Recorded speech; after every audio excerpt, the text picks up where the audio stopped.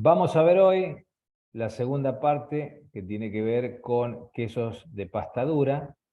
Vamos a hablar un poco de algunas cuestiones que, si bien ya la hemos visto, desde la clase de repaso, desde el teórico pasado, lo que vimos en el práctico, pero bueno, vamos a profundizar un poquito en algunos aspectos, algo que tiene que ver con los fermentos específicamente que se utilizan para quesos de pasta dura.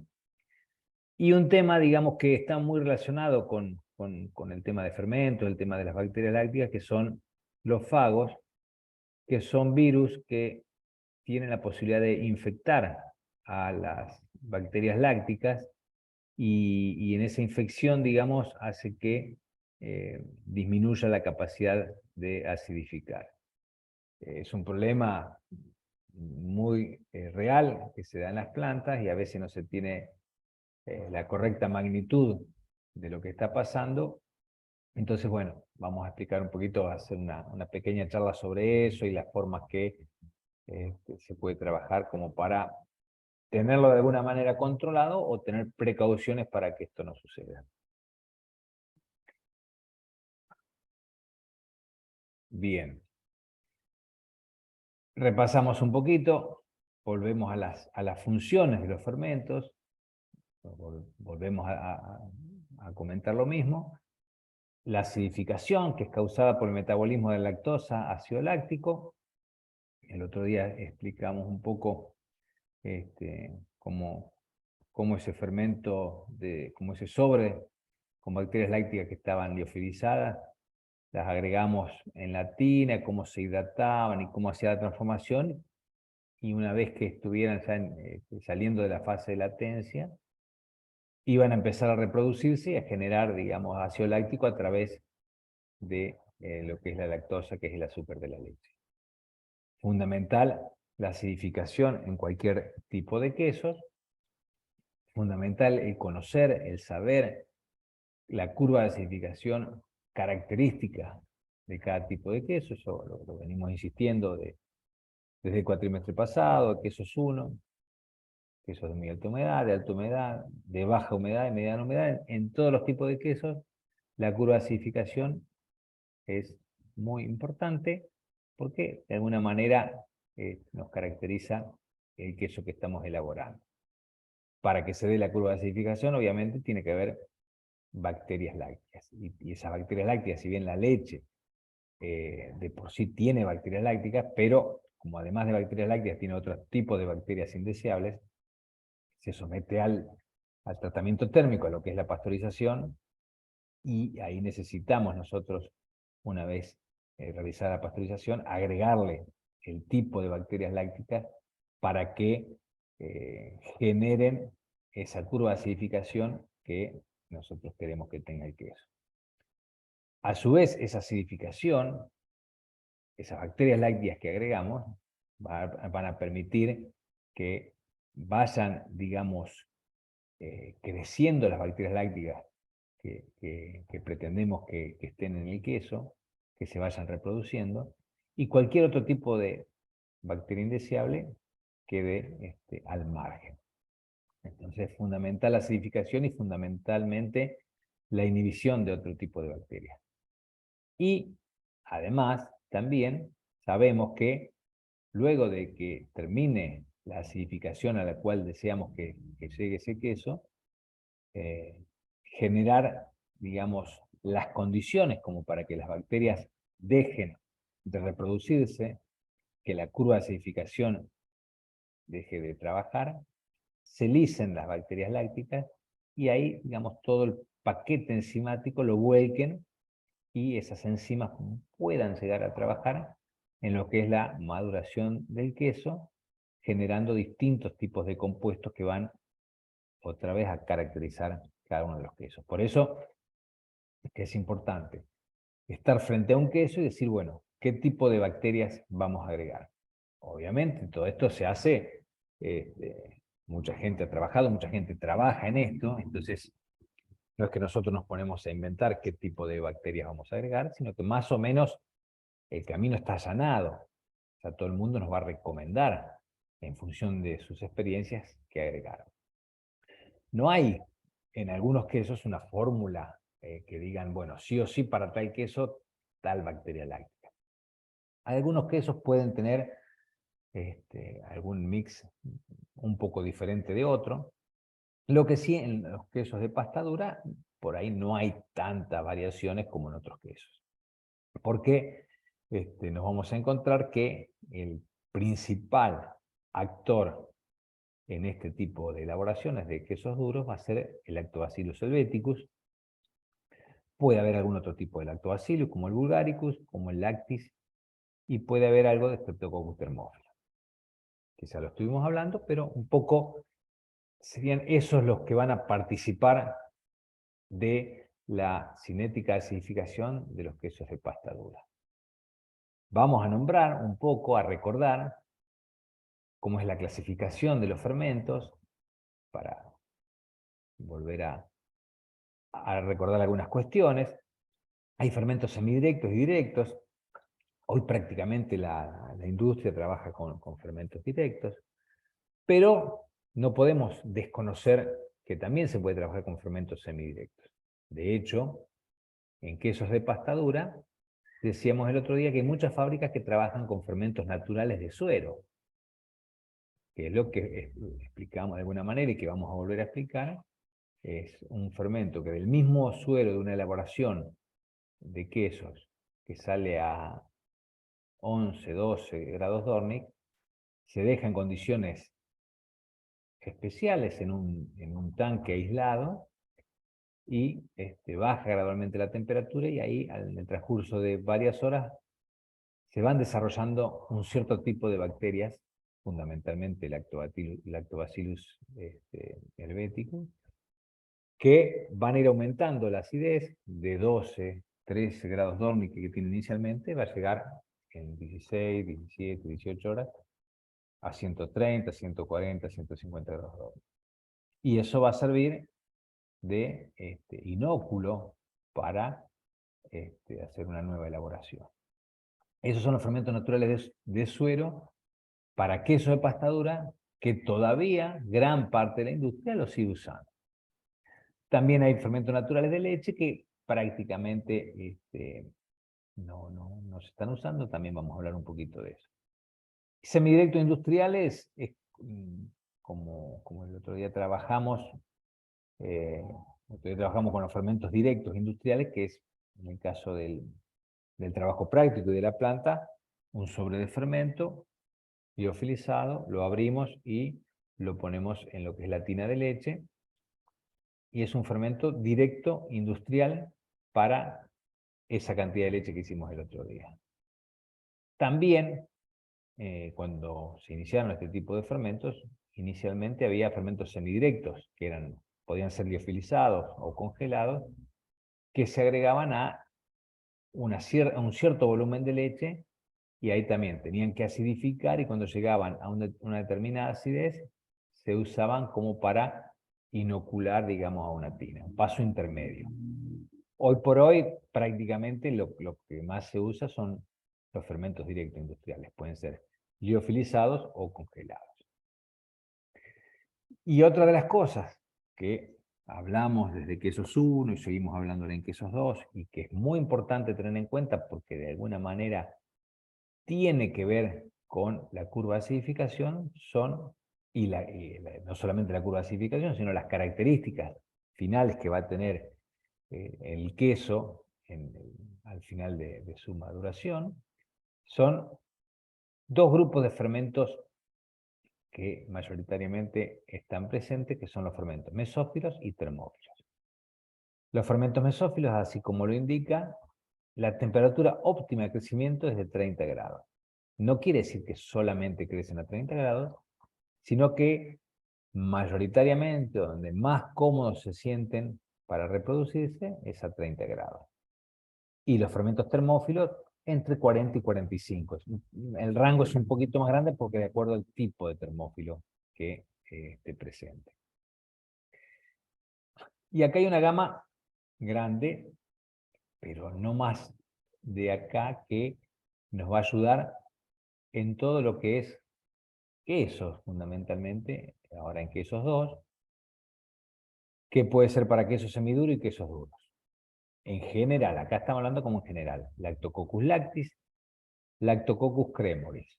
Son dos fermentos mesófilos, se les llama homofermentante. Tiene que ver con la no generación de dióxido de carbono. Y Leuconostoc y Lactococcus diacetilactis son fermentos mesófilos heterofermentantes que tienen, digamos, llevan en su ciclo, en su metabolismo, un camino distinto, generan dióxido de carbono en pocas cantidades y hacen que le den características distintivas a algún tipo de queso.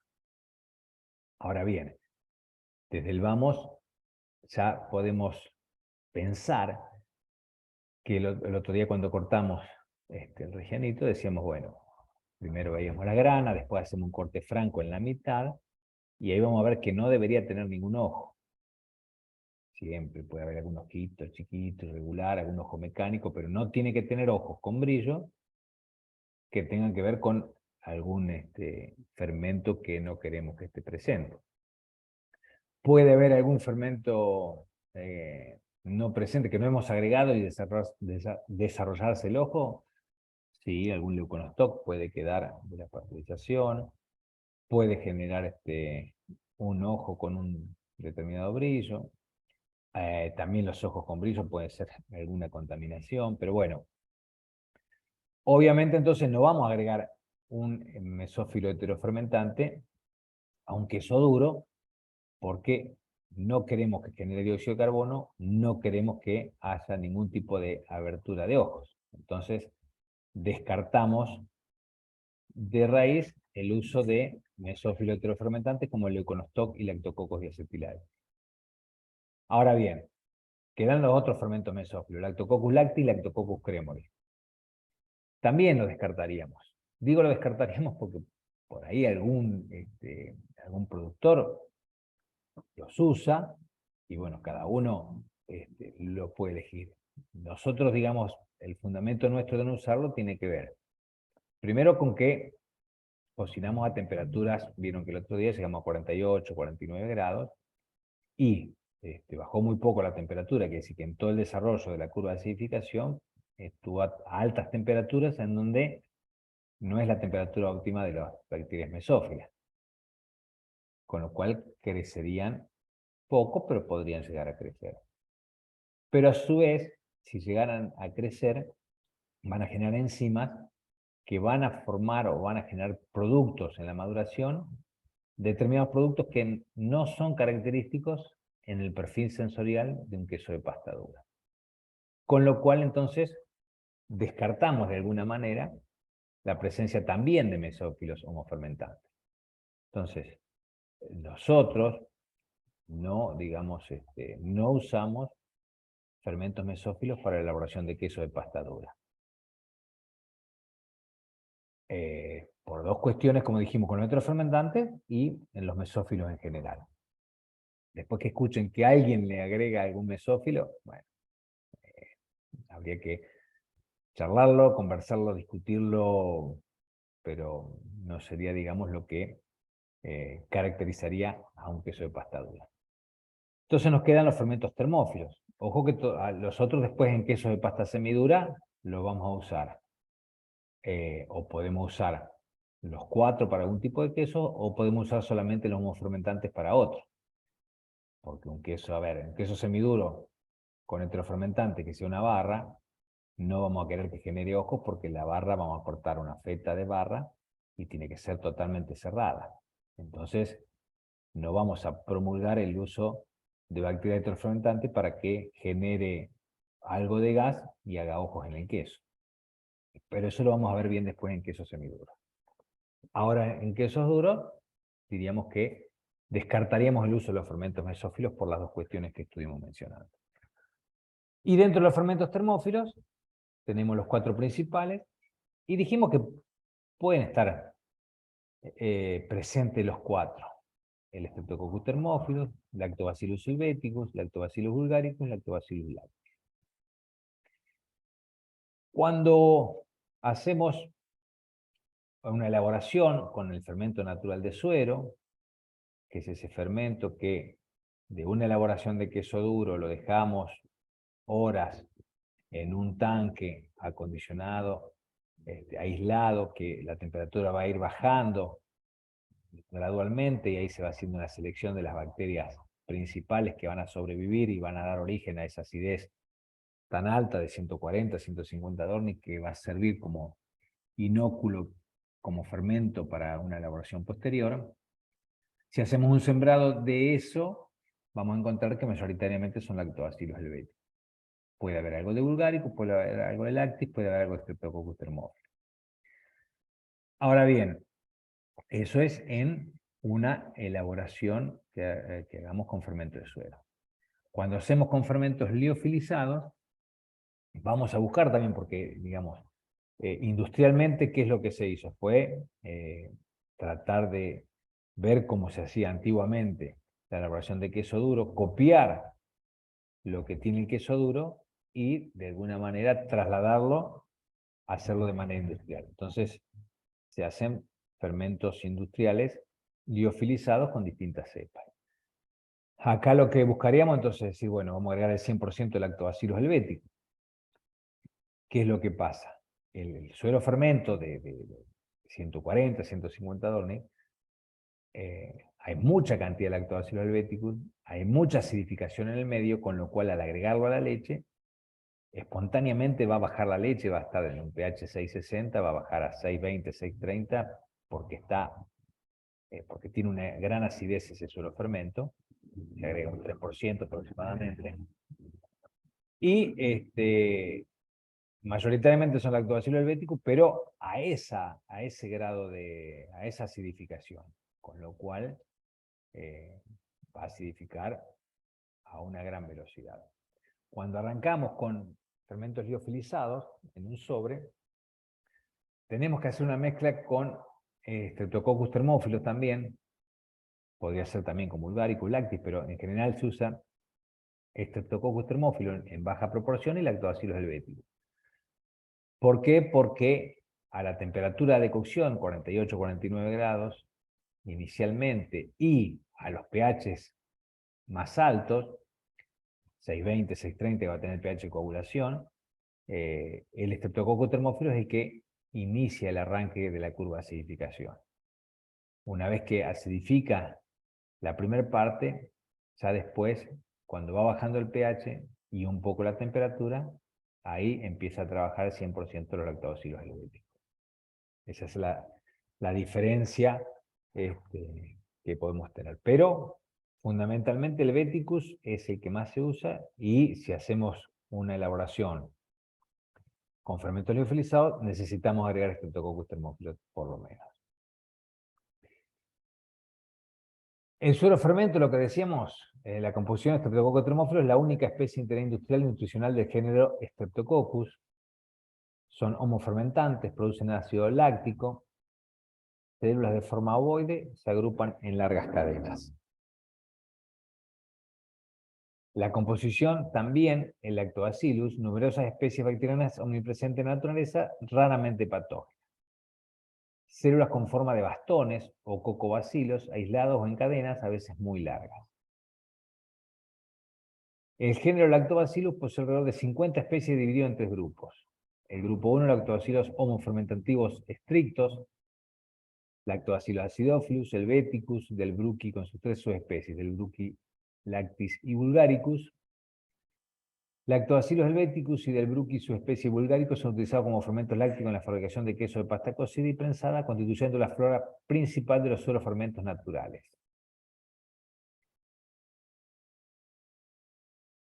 El rol de los fermentos lácticos, las propiedades de los fermentos lácticos, es la transformación, habíamos dicho, de azúcares en ácido láctico. La disminución del pH por acidificación tiene que ver con la conservación de productos, lo que decíamos de la limitación del desarrollo de bacterias perjudiciales. Hay una modificación de lo que es la micela de caseína, solubilización de minerales ligados a la caseína, acción sobre el deshebrado de la cuajada, acción sobre la textura de los quesos, pasta mineralizada, textura suave, homogénea, pasta desmineralizada, textura friable, quebradiza. En un queso duro, esta va a ser una diferencia importante entre lo que es un queso semiduro, que va a tener una pasta totalmente mineralizada, vamos a ver después cuando avancemos en queso duro, de textura suave y homogénea, respecto de una pasta desmineralizada, textura friable y quebradiza. Acá lo que tiene que ver en esta desmineralización son dos cuestiones. Por un lado, la desmineralización inicial, que nosotros hablamos de agregar el suero fermento como tal, 3% de una solución altamente ácida, volcarlo en una leche a un pH 650, 660, y que automáticamente, espontáneamente, luego de hacer ese agregado, el pH, si lo estaríamos midiendo, va a estar entre 620 y 630. Eso es el producto de el suero fermento acidificado que agregamos, cómo va a bajar. Y eso produce una desmineralización inicial. Eso. Desmineralizar es sacar algún mineral, en este caso el calcio. Con esa acidificación se pierde calcio en esa parte y a su vez después también se busca una acidificación final del producto que dijimos que va a ser un 490, 5 de pH final del queso. Eso hace que esa pasta desmineralizada tenga que ver con la textura friable, quebradiza que buscamos en un queso de pasta dura.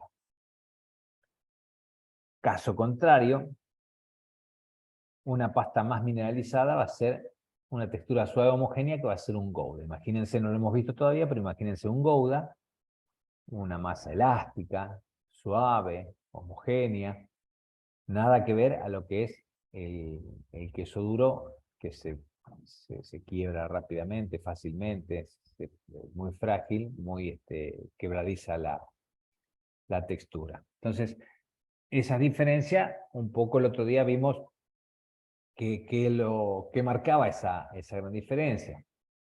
Teníamos menos grasa, por estandarización, porque también la grasa hace que sea más fácil para sacar la humedad del queso. Acuérdense que este queso es el de más baja humedad de los que estamos viendo.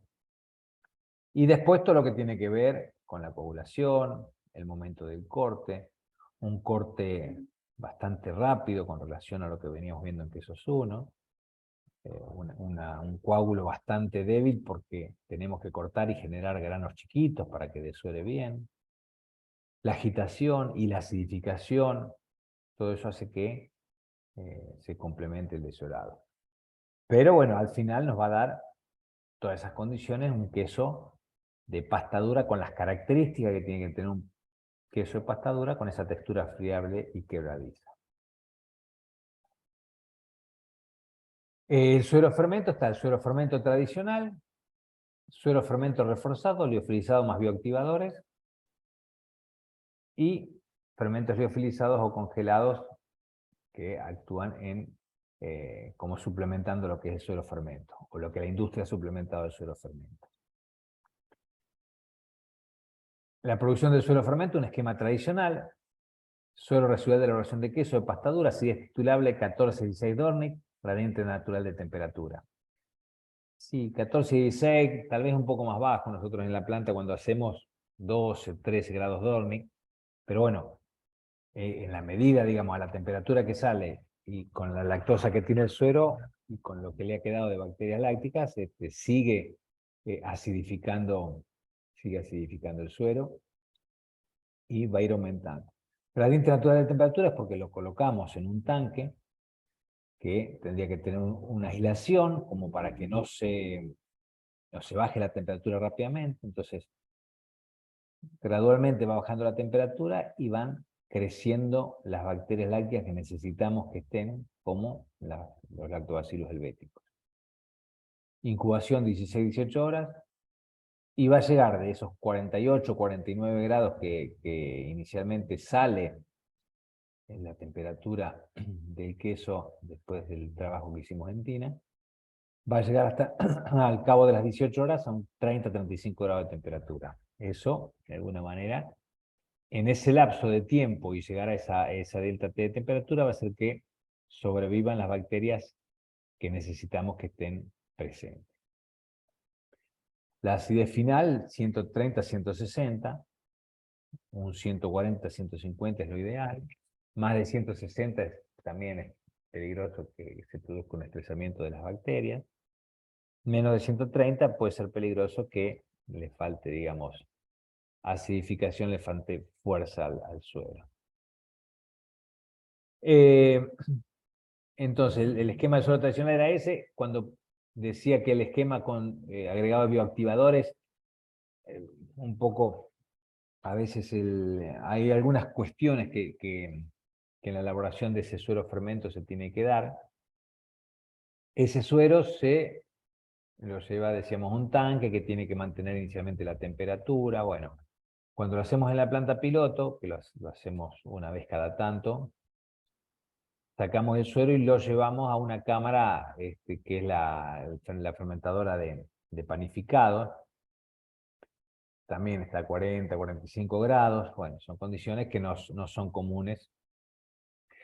Y los bioactivadores son, puede ser leche en polvo, puede ser algún aminoácido que se le pueda agregar, puede ser algún sobre de fermento también que se le puede agregar como para que ayuden al suero fermento. En las fábricas que hacen todos los días, por ahí ya es otra cuestión y están acostumbrados y tienen las instalaciones como para hacerlo. Pero a veces hay un problema porque eso se usa todos los días, se hace ese suero, se lleva a un tanque y se utiliza el suero de la elaboración del día anterior. Cuando tienen que pasar, si se dejarían 48 horas ese suero, ya no tiene la misma fuerza que inicialmente. Por eso en una fábrica trabajan hasta el día sábado, si el domingo no elaboran, el lunes arrancarían con un suero de un queso que se elaboró el día sábado, y a veces hay problemas y ahí le pueden agregar algún tipo de bioactivador como para que ayude a fortalecerlo.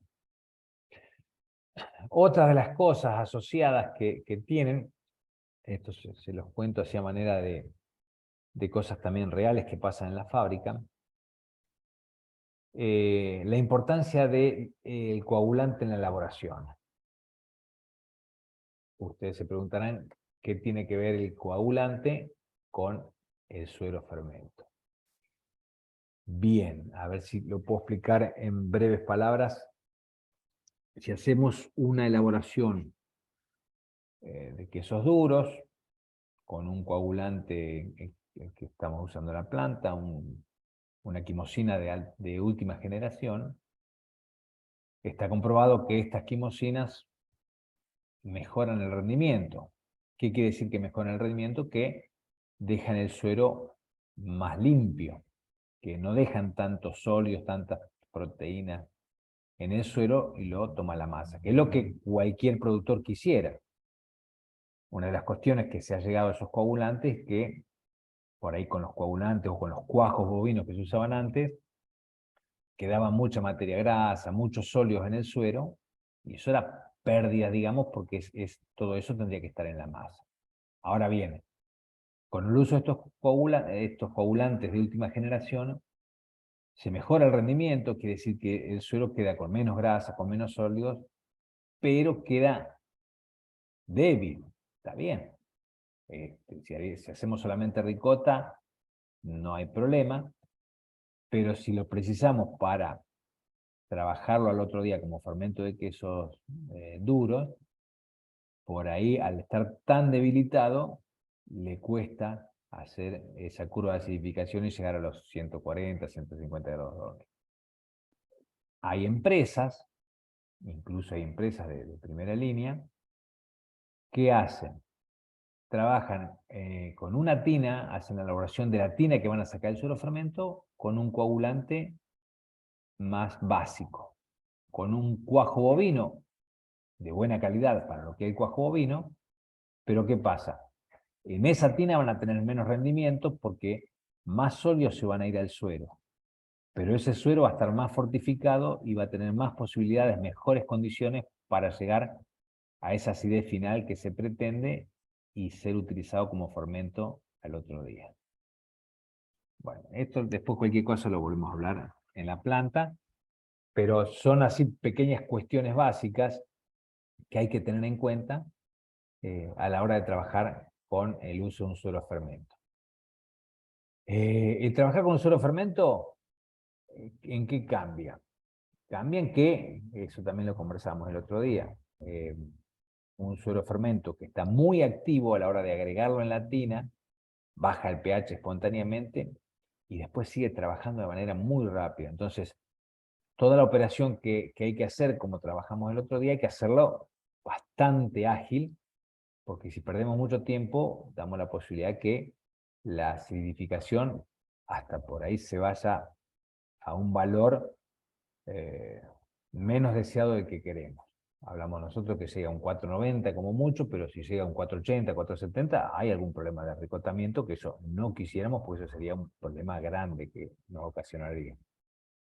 Entonces hay que trabajar, digamos, con un suero fermento, se agrega, hay que hacer todo el momento del corte, hay que cortar, dejar el grano preparado y hay que hacer la cocción, que hablamos, 2 grados, 2 o 3 grados por minuto, en el caso del suero fermento, en 2 grados por minuto directamente, y después ya llega la temperatura y se larga la tina, ya se preprensa, se moldea, y en poco tiempo va a llegar al pH deseado. Con los fermentos liofilizados tenemos otros tiempos, que son los tiempos que el otro día nos tomamos. Preactivamos más tiempo. ¿Qué quiere decir preactivar? Justamente eso, agregar el fermento en un momento que esos granos liofilizados que se agregan a la leche en la tina empiezan recién a activarse, se rompe ese famoso crioprotector que los protege, empiezan a salir de la fase de latencia y despacito se van despertando, y es poca cantidad, no es demasiada, porque si no tenemos que gastar un montón de dinero. El suero fermento, de alguna manera en costos, lo tenemos de una elaboración, entonces no tenemos que salir a comprar suero fermento. Entonces agregar el 3%, imaginen que en 500 litros son 15 litros de suero fermento, lo tenemos de la elaboración, pero no tenemos cada sobre de fermento liofilizado tiene un valor importante, entonces es mucho menos lo que se agrega. Entonces lo que hacemos es que esa activación que tienen las bacterias suero fermento, obviamente no la tienen en el fermento liofilizado por todo esto, que tienen que pasar por ese proceso, por ese periodo de salir de la fase de latencia, de romper el crioprotector. Bueno, el otro día lo dejamos 40 minutos, entre 40, 45, es un tiempo de preactivación. Pero claro, ojo que en una fábrica son tiempos que valen, porque no podemos estar, si bien se va haciendo otro queso en otras tinas, los tiempos cuentan. Entonces, preactiva un cierto tiempo y después trabajamos con lo que es el ácido láctico. ¿Se acuerdan que agregamos ácido láctico como anteúltimo insumo? Porque el último es el coagulante. ¿Pero por qué agregamos el ácido láctico? Porque decíamos que cuando agregamos suero fermento, que es de donde nos copiamos de alguna manera, o los industriales se copiaron para hacer la elaboración, y necesitamos que esté sometido a esa desmineralización inicial, es decir, que cuando vamos a coagular el pH esté entre 5,20 y 5,30, si solamente agregamos el sobre de bacterias liofilizadas, no va a bajar en ese tiempo de preactivación. Se van a preparar como para acidificar, pero no van a acidificar al punto de llegar al 6,20, 6,30. Entonces, preparamos una cierta dosis de ácido láctico con agua, una dilución, y vamos agregando muy lentamente y va bajando el pH. Entonces llevamos la leche antes de coagular, un pH también entre 6,20 y 6,30. Una vez que esté en ese pH, ahí sí agregamos el coagulante. Entonces acá en esta tabla, en donde figuran tiempos, y el tiempo cero es el pH de la leche entrando a tina. Para quesos blandos, acuérdense del cremoso, 650, 660.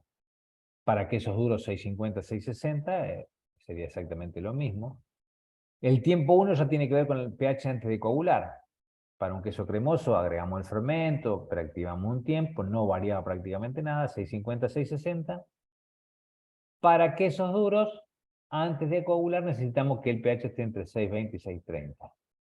De ahí que hacemos este agregado del insumo de ácido láctico diluido para llegar a esas condiciones, que son, digamos, condiciones que, copiados de la misma industria artesanal antigua, en donde se agregaba el solo fermento y espontáneamente bajaba esos valores. Pero con el fundamento de esa desmineralización que hace que la textura se vaya preparando de manera tal para generar las características que tiene que tener ese queso duro cuando lo vamos a consumir.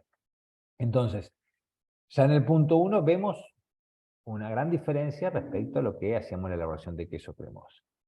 Y ahí agregamos, cuando estamos con esas condiciones, agregamos lo que es el coagulante. El tiempo 2, que es el pH moldeo, va a estar dado por, digamos, todo lo que se hizo desde que cuando se coaguló hasta que sale, se levanta la preprensa y sacamos los quesos, moldeamos y ahí tomamos el pH.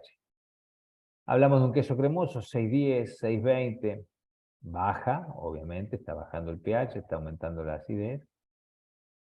Pero bueno, todo el trabajo en tina en un queso cremoso era, lo que más nos llevaba el tiempo era el tiempo de coagulación, porque dejamos un coágulo, o sea, el tiempo de floculación respecto a endurecimiento, mucho tiempo de endurecimiento, porque necesitamos un coágulo muy firme, porque íbamos a hacer un grano grande, pero tenía que quedar sostenido, la humedad se tenía que sostener en ese grano, porque es un queso de alta humedad, 52, 54, 55% de humedad.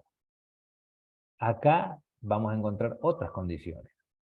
O sea, vamos a coagular a un pH más bajo por todo lo que estuvimos mencionando, pero a su vez tenemos que generar un grano chiquito porque necesitamos también, como objetivo de humedad, que no supere el 35,9%, generar un grano chico, que la sinéresis sea muy efectiva, que desuere bien, va a tener menos grasa la leche que lo que tiene el cremoso, entonces va a tener mejores condiciones porque no va a obstaculizar tanto los granos de materia grasa, va a ser más cómodo la eliminación del suero, pero a su vez vamos a crear entre el grano chico, entre la agitación, entre lo que vaya acidificando y entre la cocción, vamos a ir viendo que el pH también va a ir trabajando a medida que va desuerando. El delta de temperatura, otra vez lo mismo, decimos, el queso cremoso, coagulamos a una temperatura de 38 grados y después llegamos a 40 como temperatura final. No de cocción, sino como para acondicionar las bacterias termófilas que trabajen más cómodas. En el queso duro, la temperatura de coagulación mucho más baja, 32 grados. Y llegamos a 48, 49% de 48, 49 grados de temperatura. El delta T mucho mayor, que tiene que ver también con esa eliminación del suero, con esa disminución de humedad que tiene que tener este queso. Ahí estamos creando las condiciones de humedad. Entonces, con todos esos tiempos de cocción, con la agitación, con la preactivación, con el ácido láctico, se agrega y genera ese pH C20, C30, pero hasta ahí después el ácido láctico no participa en la acidificación. Lo que participa es el trabajo de las bacterias lácticas. Entonces, está bien que en el punto 2, cuando hacemos el moldeo, tenga un pH 590, 610. Creo que en el caso del trabajo práctico que hicimos, no sé si no me acuerdo si no tenía 584 o algo así, todavía estamos un poquito abajo del 590. Pero bien, eso nos está dando una pauta que vamos bien. Para algún otro queso, estaríamos, si tuviéramos un 580 en el pH moldeo, es para preocuparse porque vendría muy rápido. Van a ver, cuando llenemos esos espacios de semiduro y semiduro con ojos, totalmente distinto. Ahí no queremos que haya un aumento de acidificación hasta ese punto. Hasta ahí prácticamente no tiene que variar la acidificación. no más de un 0,20 tiene que cambiar. Es decir que si coagulamos a 6,50, no debería estar más abajo de 6,30. Eso en semiduro y una diferencia fundamental con lo que estamos viendo ahora de quesos duros. Entonces en el punto 2 nos encontramos con 5,90, 6,10, bien, un 5,80 como tuvimos el otro día, perfecto. El tiempo 3, luego de 2 o 3 horas de moldeado, bueno, ahí vamos, que es lo que va pasando el tiempo. En quesos cremosos ya prácticamente, luego de 2 o 3 horas, llega a 5,20, 5,30 y ya está. Tenemos que generar las condiciones para que no siga acidificando porque el queso cremoso no tendría que bajar de ese pH. Se pone la cámara, se enfría y puede bajar un poquito más el pH, pero no mucho más. El queso duro sí estamos buscando condiciones para que llegue a pH más bajo. Todo lo que tenemos que tener en cuenta mientras está en la prensa, los volteos correspondientes, hicimos un volteo a los 40 minutos, a 2 bar, luego lo sacamos, invertimos la columna vertical de abajo a arriba y al revés, el de arriba a abajo, y a su vez el mismo queso lo invertimos dentro del molde. El primero a los 40 minutos, más o menos, en 2 bar, aumentamos a 3 bar en el segundo volteo, y en el último volteo llevamos a 4 bar, que es a donde estuvo un rato. Pero con 3 horas, 3 horas y media de prensa es suficiente. Tiene que haber un equilibrio bien ajustado entre lo que es el tiempo de prensado y la curva de acidificación. En el caso de este queso de pasta dura, con fermentos liofilizados, ya estamos acostumbrados a trabajar con este tipo de fermentos, y nos quedaron, o sea, al principio bajó 5,80, después 5,40 y algo, no me acuerdo bien los valores, una curva realmente parecía que iba muy rápido, pero después 5, creo que era 5,23 y 5,16 cuando ya terminamos de prensar y lo dejamos en la mesa. Quedaron hasta el otro Marce, día. acá lo tengo si querés. Ah, bueno, a ver. Era 5,41, después Sí, 5,24 y después bien. 5,15. Bueno, bien, bien. Ahí venía bajando bien, ya del 5,24 al 5,15 ya hay un rango un poco más acotado. Pero después lo dejamos tranquilo porque sabemos ya que con esos valores viene bien. Acuérdense que nosotros en la mezcla teníamos Streptococcus thermophilus y Lactobacillus helveticus, que inicialmente a pH más alto y a temperaturas más altas, trabajar Streptococcus thermophilus, que es una proporción menor a lo que es Lactobacillus helveticus. Entonces es como que el Streptococcus trabajó inicialmente muy bien. ¿Y qué pasaron? Los lactobacilos también todavía estaban a 46, 47 grados en los últimos estadios. Todavía la temperatura estaba alta, era menor el pH, ahí estaban empezando a trabajar mejor, pero o sea, trabajan mejor a una temperatura más de 40, 42 grados. A medida que la noche se fue enfriando, se fue acomodando, y cuando yo fui el sábado al mediodía, fui a sacar los quesos y tomé el pH y estaba en 4,95 como les mandé la foto. Perfecto. La verdad que una curva de manual, pero si hubiera sido con suero fermento, el 5,80 del moldeo y el 5,41 después, asusta porque es como que no tiene un freno como tienen las bacterias liofilizadas. Entonces, fue una elaboración que la hicimos tranquilo. Acuérdense que también antes de empezar a cocinar hicimos unos 10, 15 minutos, 12 minutos de agitación en frío. Eso también ahí va desuerando en frío, pero le damos tiempo para que las bacterias también vayan trabajando lentamente, si bien las temperaturas son bajas, pero se van acomodando. Y la verdad que eso es lo que se buscaba.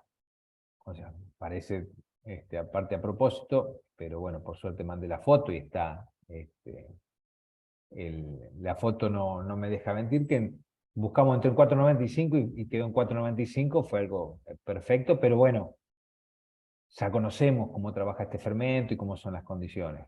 Por ahí si es en pleno invierno que se enfría más, bueno, por ahí queda un poquito más alto. De hecho, que a veces queda a lo mejor en la misma planta un poco más alto porque le da menos preactivación o no tanto agitación en frío, porque bueno, son otros tiempos.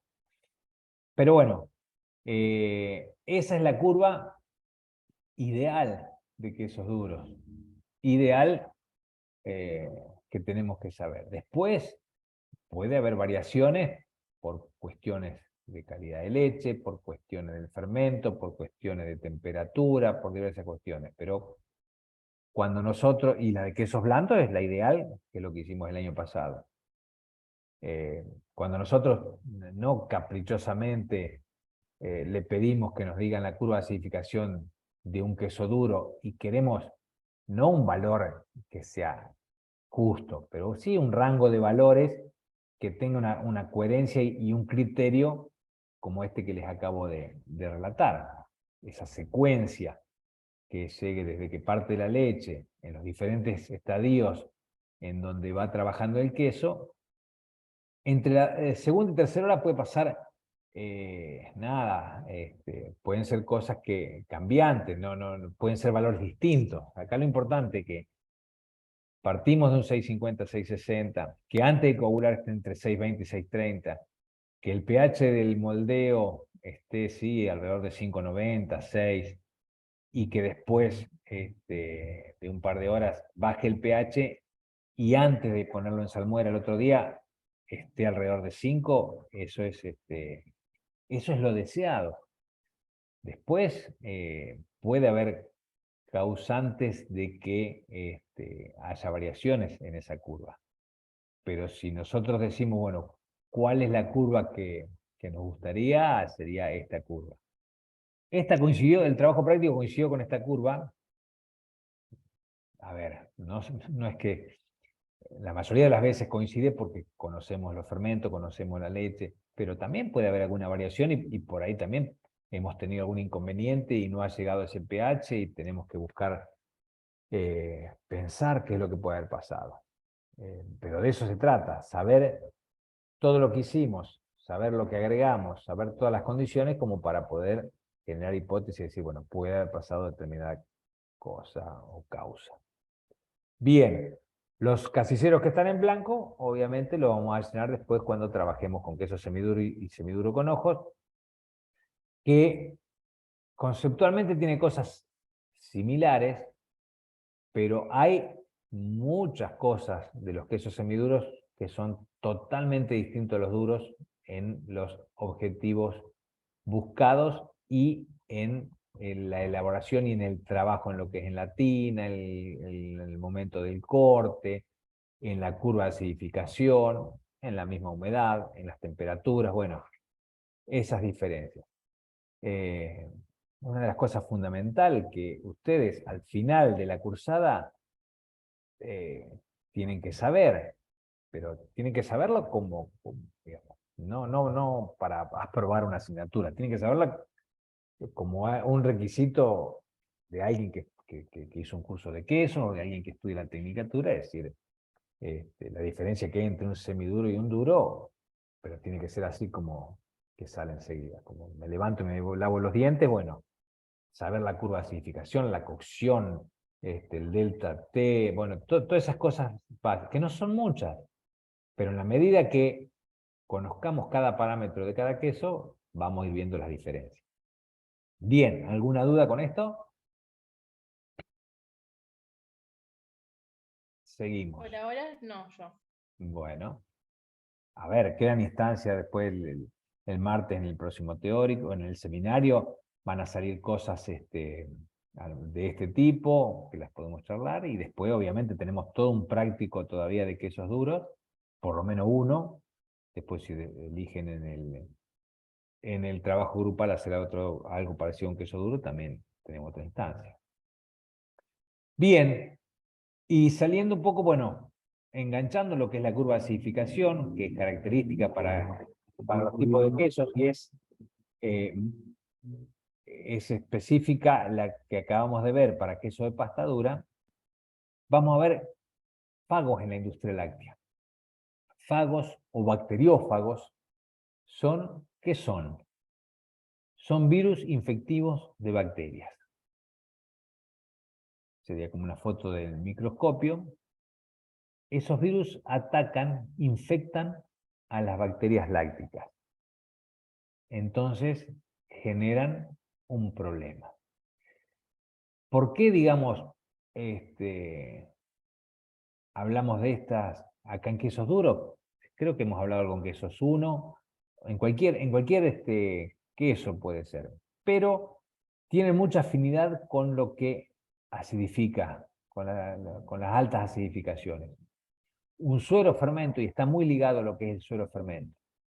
En una quesería siempre hay suero que va por los pisos, que cae va por las cañerías. Bueno, en la medida de lo posible tenemos que evitar todo ese drenaje, todo ese suero circulando por lugares que no corresponden, porque son como aerosoles, digamos, como son llamadores de este tipo de virus.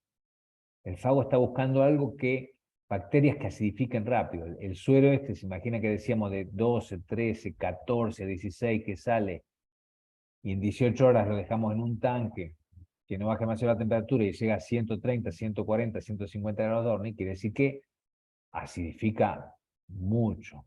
Y esas bacterias que acidifican mucho, digamos, los virus se atraen por esas bacterias que acidifican mucho. Entonces, en donde hay suero, mucho suero, es sinónimo de que puede haber fagos. Esto es simplemente como es el esquema. Tiene una cabeza en donde tiene su ADN, tiene el cuello, collar, fibras y placa basal. Es la representación de un virus. Pero ¿qué hace? Ese virus chupa, digamos, la información de la bacteria láctica, la inhibe y no deja que siga trabajando, no deja que siga acidificando. Se pueden encontrar en todos los sitios de las instalaciones, se propagan a través del aire. Entonces, esto es como no es un quirófano, una sala de elaboración. En la sala de elaboración va a haber más o va a haber menos, pero no, es muy difícil que haya cero fagos. Siempre existen este tipo de virus. Lo que pasa que cuando ahora vamos a ver los valores, pero si hay una determinada cantidad, no va a pasar nada. Ahora, si hay una excesiva cantidad, ahí se van a propagar y van a hacer que se inhiban las bacterias lácticas y los fermentos y las curvas de acidificación de los quesos sean más lentas.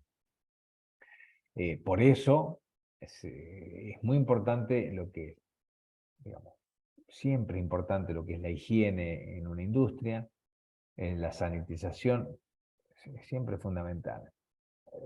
Lo que pasa es que muchas veces nosotros lo vemos desde el punto de vista de una contaminación. O sea, mugre lo asociamos con una contaminación coliforme, pero también hay otro tipo de contaminaciones que tienen que ver con estas cuestiones. En la práctica, el ataque queda evidenciado por una disminución en la capacidad de acidificación de las bacterias lácticas durante el proceso de elaboración. Consecuencias, productos de baja calidad y o no seguros, pérdidas económicas. En la práctica, en una fábrica, pasa que, a ver, tenemos un antibiótico.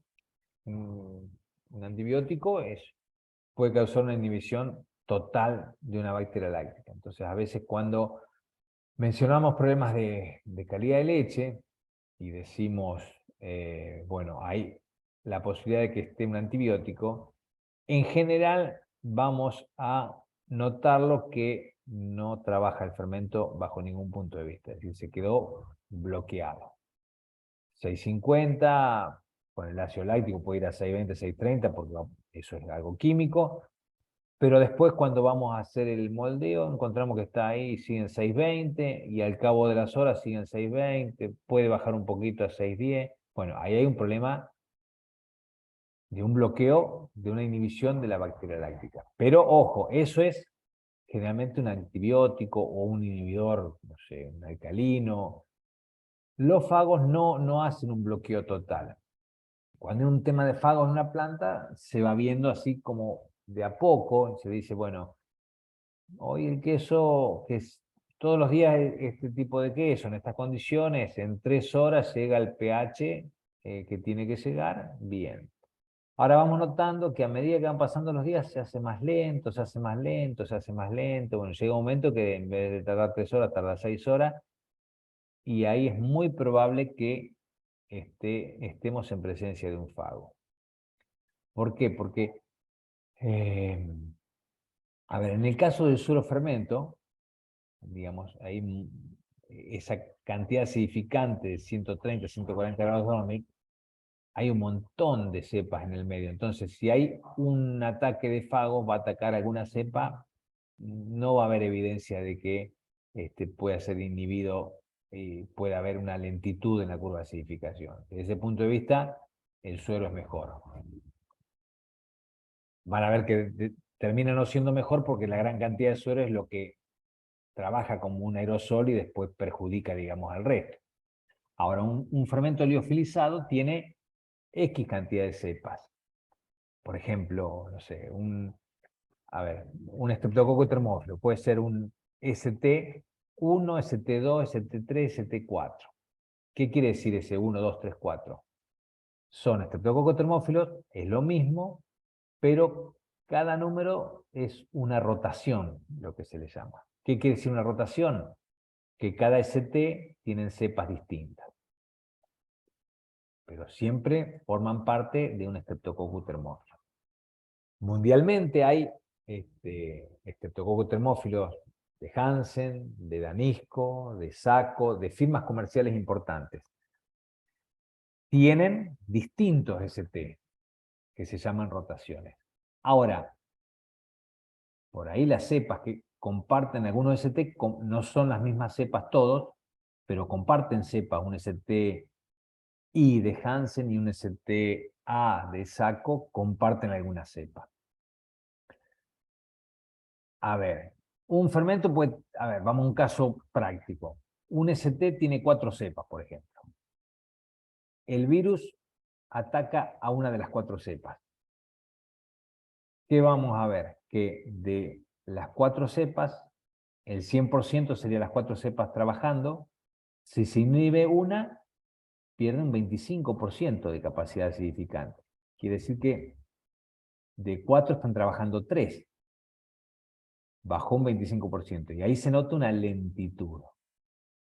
Si esto se sigue grabando, quiere decir que viene otro virus y infecta a otra de las cepas y hace que siga trabajando el 50%, con lo cual la lentitud ya es mucho mayor de la curva de acidificación. Hay que hacer algo. ¿Qué hace la industria? Por eso tiene varias rotaciones con fermentos que son iguales pero con distintas cepas.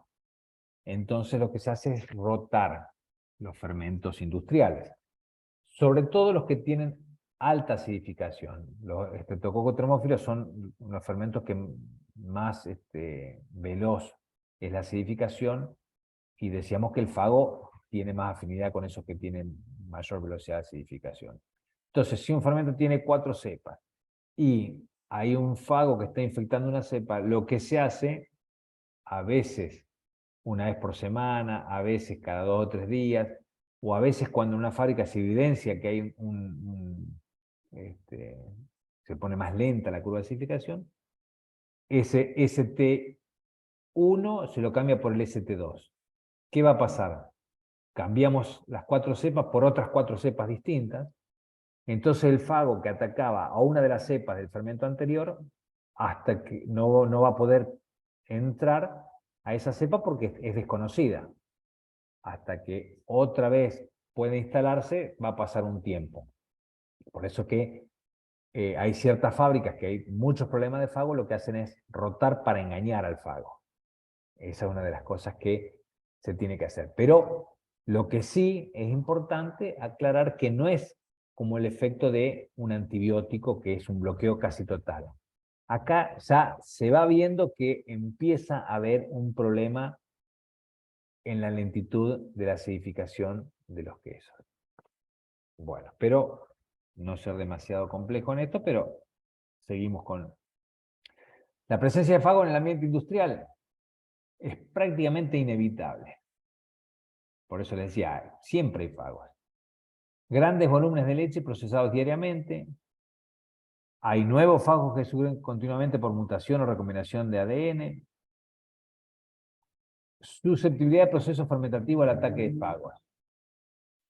En las queserías es mucho más fácil que se produzca el ataque de fago. ¿Por qué? Porque hay un calentamiento suave de la leche, 63 grados si es en tina, 72 grados si en pasteurización, pero no deja de ser algo suave. Elevar la exposición del producto al ambiente, en general las tinas algunas son cerradas, pero en general muy abiertas, y la separación del suero y generación de aerosoles. Acá sí o sí, en el proceso de coagulación, es donde se coagula y queda toda la parte del suero que después en la preprensa lo terminamos de separar. Todo ese suero que anda dando vuelta es aerosoles para que el fago, digamos, esté dando vuelta. Entonces, elevada frecuencia de infecciones fágicas en la quesería. ¿Qué pasa en un yogur, por ejemplo, leche fermentada? Ya es un calentamiento a más alta temperatura, calentamiento enérgico de la leche a 90 grados. El proceso es relativamente aséptico, en general los tanques de yogur están herméticamente cerrados y el yogur no hay una coagulación pronunciada como hay en el queso. Entonces no hay drenaje, no hay circulación de suero como pasa en el queso. Hay baja frecuencia de infecciones fágicas. Si bien también es un producto que acidifica, si bien es un producto que también trabaja en bacterias lácticas, se pueden enfagar, se pueden ser atacadas por un fago, pero es mucho más infrecuente que suceda en un yogur, en una leche fermentada, que lo que suele suceder en un queso. La incidencia de la concentración de fagos. Si hacemos un control de laboratorio, vamos a medirlo en unidades formadoras de placa por mililitro. O sea, les digo, en toda la fábrica hay fagos, pero si estos están en menos de 10 a la quinta, que sea un número grande, hay una adecuada acidificación por parte del fermento, buen desarrollo del flavor, humedad y textura del queso. Menor de 10 a la quinta unidad formadora de placa por mililitro, es como que hay fagos, pero están controlados. Ahora, cuando superan las 10 a la quinta unidad formadora de placas por mililitro, ya hay lisis de cultivo, freno en la acidificación, quesos con elevado pH. Si queda con elevado pH, quedan con alto contenido de lactosa, porque no fue metabolizada por las bacterias lácticas. Queda una textura inadecuada. Eso es lo que hace que tenga la calidad del queso, o sea, cambie, y obviamente todo lo que tiene que ver con las pérdidas económicas van de la mano. Control y prevención, tratamientos térmicos, pero bueno, lo que decíamos, tampoco podemos hacer un tratamiento térmico de 90 grados como en un yogur. Higiene y diseño de la planta, eso es fundamental. Todo lo que es higiene, todo lo que es sanitización y todo lo que es el control de los drenajes, del suero, no desparramar suero por todas las plantas. Hay plantas que ustedes van a entrar y van a ver que hay charcos de suero, suero por todos lados, chorrea suero de las cañerías. Bueno, eso es un caldo de cultivo para todo lo que son fagos. Obtención de cepas con resistencia fágica mejorada, eso tiene que ver con los proveedores de fermentos que tienen que dar las rotaciones adecuadas de los fermentos para cuando suceda algún evento o como una planificación ante el riesgo de tener fagos. Preparar los fermentos en un ambiente lo más aséptico posible. En el caso de hacer un fermento de suero, que si bien no va a tener problema el suero con que el fago se infecte y ataque al fermento de suero, porque al tener tantas cepas no va a pasar demasiado, o sea, ese queso no va a tener problemas, pero sí va a ser un aerosol, digamos, no desolante, un aerosol para otras elaboraciones que utilicen fermentos liofilizados y puede ser un problema importante para los demás quesos. El control y prevención, también controlar el flujo de aire, cantidad y calidad de aire utilizado, eso sería importante. No todas las fábricas, muy pocas diría yo, tienen el control de aire controlado. Realizar una rutina de limpieza y desinfección de las instalaciones, eso es muy importante. No solamente hacer una limpieza del equipo y la sanitización del equipo, sino también del ambiente.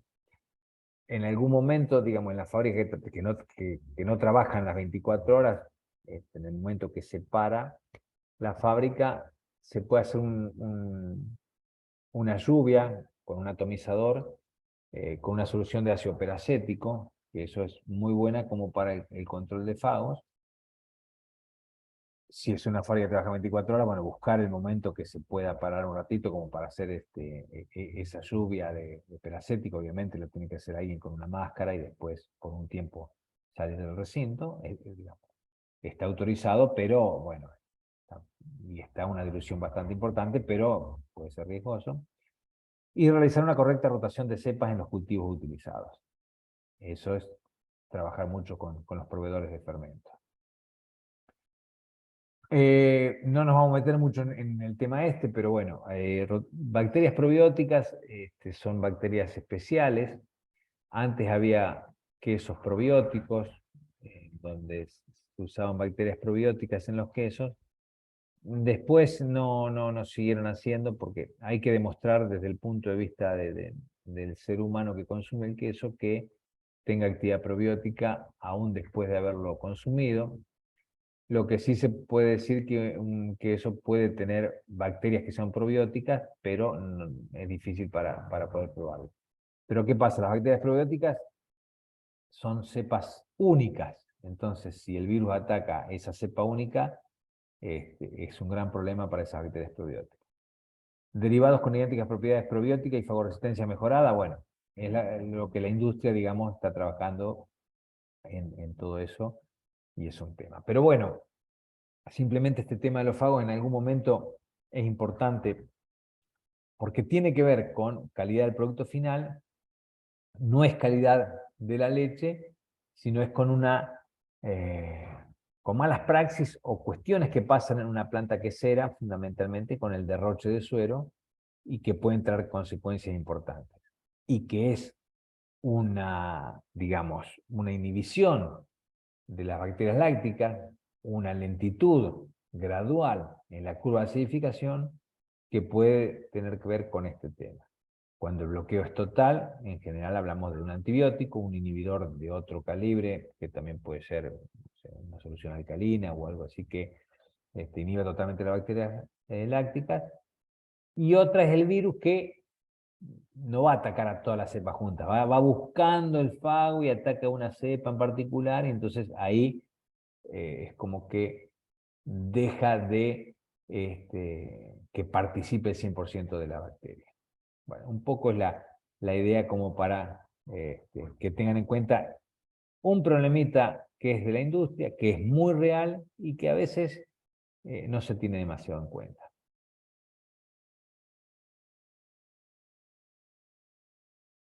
Bien, vamos a detener la grabación.